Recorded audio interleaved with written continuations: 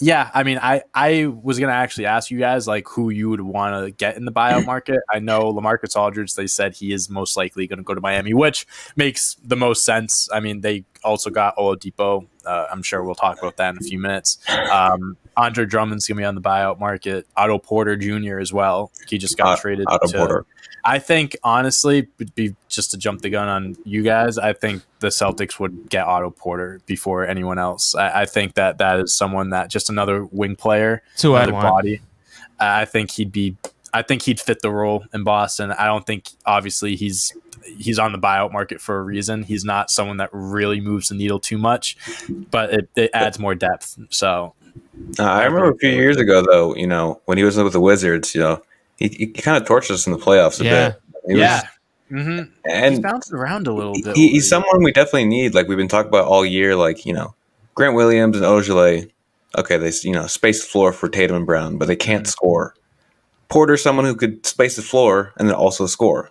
Mm-hmm. It's something we've been talking about all year that we need.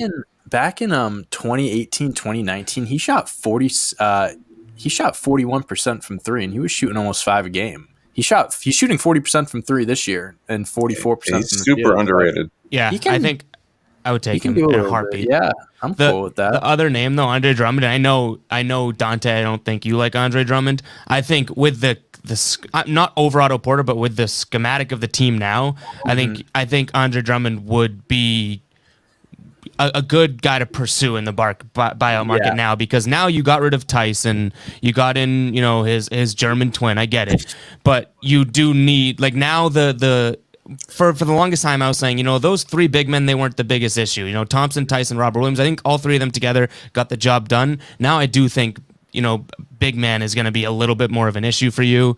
I think that Andre Drummond, as much as I've been against in the past too, I think a guy that can come in and grab 20 rebounds any given night would help this team. But I would take Otto Porter over him. I want to make that clear. I feel like we don't need Drummond. I feel like this year, we kind of addressed the big man issue that we've had, for a few years, not having a lot, big man depth. But if you think about it, like last year, we almost made it to the finals with, Tice and Robert Williams playing less minutes than he is now. Mm-hmm. And yeah. We didn't need a big guy. And, now that we, these two center starting lineups and all this, we've been struggling, and I don't know. You won't see that anymore. The two center lineups. I think that's what I'm saying. So I'm good on Drummond. I'm glad that you brought up Evan that I don't like him, because you're right. I don't like him. I think he's overrated. But this is a situation where I wouldn't mind if we got him now. I wouldn't have traded for him because one, he was making too much money. Two, it would have cost too much. It wouldn't have made any sense. Buyout market, it makes more sense. Here's my perspective on things now. My biggest thing with Andre Drummond is people hype him up as they think this guy is this world-class defender, one of the best defenders in the NBA, when in all reality, he came top 10 Defensive Player of the Year voting like a year or two ago. The reason why was because he got one first-place vote, and it was by the team writer for the Cavaliers that he was on. So first of all, just erase that from your mind. He's not a Defensive Player of the Year candidate. It's a good fact. It's a fact. It's a good fact. It's a fact. So I'm just telling you that. But two, my thing with him was defense. He's not a great defender, overrated. He gets a block a game. People are like, he gets over a block a game. He's 7 feet tall. He should be getting a block a game. What is he going to stand around the paint and do nothing? He's got to do something. The way the Celtics are playing this year, they don't like playing defense too much. They really don't.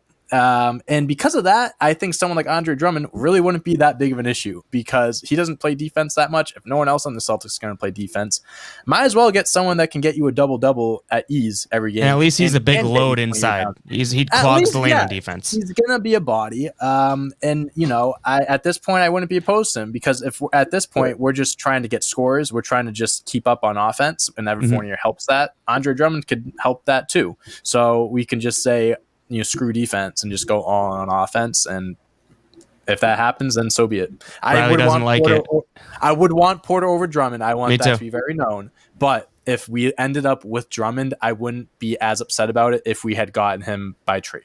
Yep. I don't know. I'm kind of interested. I kind of want to see us run with a smaller lineup like we did last year.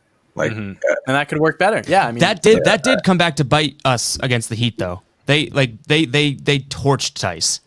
You know what I mean? Yeah, Like, Bam was making. There are But so many different factors to why we lost. 100%. Yeah, absolutely. I'm just throwing that in there. I think Riley, I do think you're right that this team doesn't like Otto Porter. I think by far and away better for this team. I get it. Oh, we're good on wings now. No. In the NBA nowadays, you can never have too many of these. I'm taking wings. Otto Porter over Semi. There you go. But the one thing I think that maybe I'll rephrase it and see if you agree with this too. You get Drummond, I don't think it hurts you now at all. Like I think if anything, you're going to get him for cheap, for a more realistic price than what he's making now, and then now he's a guy that you can go to and you can throw in if you are getting torched in the big man. Maybe you run small and all of a sudden you're playing the Heat again, and Bam Adebayo is making you his bitch. It's like, okay, well then let me throw this behemoth on him and see what happens. Yeah. But. And now I don't want to seem like a Drummond hater, but I feel like all these things were said like about Thompson, like oh he's cheap, he can just get a double for us every night, and it's a fact.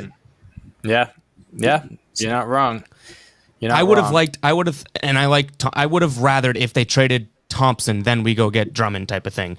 But now you do bring up a good point. They got rid of Tice. It's almost like a guy like LaMarcus Aldridge would be more of a Tice-like replacement in what he could do. But I think it sounds like he's off the table. But if we had those three names out there, and maybe we even throw in Demarcus Cousins. I know he's out there, but no one seems to be touching him. So if it's Porter, Boogie, LaMarcus Aldridge, and Drummond, where do we rank? It sounds like we all put Porter at the top of the list, but where do we rank the rest? If Marcus Aldridge is on that list, I'm putting him at the top. Yeah, same. I'd put him at the top over Porter. But I just thought he was, Yeah, I think I'm going with the mindset that he's going to Miami. Yeah, that's where my mindset is. If he decides, hey, I want to go to Boston instead, I'd be ecstatic. I think I still go Porter at 1, but I think those are probably the clear cut 1, 2. So then I personally think Aldridge still has some left in the tank. I just don't think he was being used properly in San Antonio. I just don't think it was that great of a fit. Last year he averaged 19. That was a year. A year ago. This year, I think just the way that they're developing, like they're focused more on their younger talent. DeMar DeRozan's literally like playing the power forward now for that team. Like it's actually insane. I just don't think it was just a relationship that worked. And if he goes to wherever he goes, I think he's going to play very well for that team. And I think he'd play well for us if he came to Boston. But well, we'll see. We'll see what happens. But I'd put LaMarcus number 1 if he was there. So is there any interest in DeMarcus Cousins? Because I honestly, that's like would have been nice 8 years ago type of thing. I was huge on like Boogie to Boston, just even like 5 years ago. Never happened, obviously. I think probably for the best, whatever. But he's even a guy that like the thing with the Buyout market, and I guess this is like the easy answer.